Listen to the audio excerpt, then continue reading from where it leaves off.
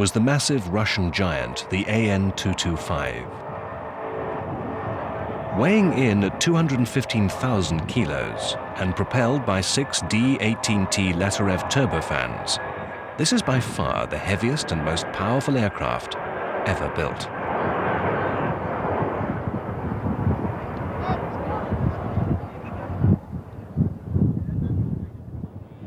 The Antonov Design Bureau designed the AN-225 in response to a requirement for a transporter to carry the Soviet version of the space shuttle. It was first seen at the 1989 Paris Air Show, with its counterpart, the Buran, or Blizzard, mounted on top of its massive shoulders. The project was given the Ukrainian name Mriya, for dream.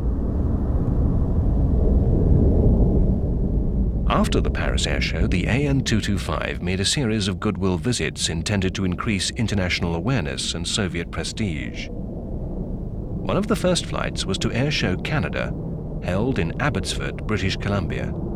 The huge Antonov transport was escorted by 2 MiG-29 fighters. This was the first visit either aircraft had made to North America.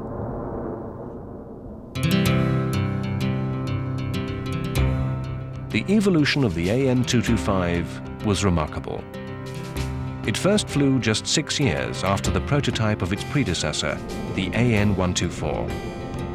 The actual development time was only 3.5 years from the beginning of studies to the flight of the prototype. And development time of the Soviet monster was drastically reduced by using major sections of the AN-124. Many components are the same, but the AN-225 is a different aircraft. It's altogether larger, with a much greater airlift capability.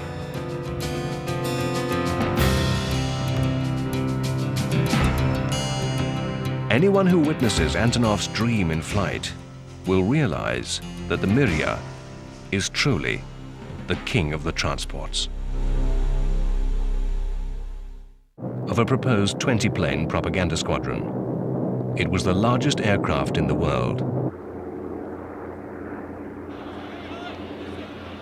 Although the Maxim Gorky was doomed by a tragic accident, a civil variant served as a passenger aircraft and later as a heavy-lift military transport.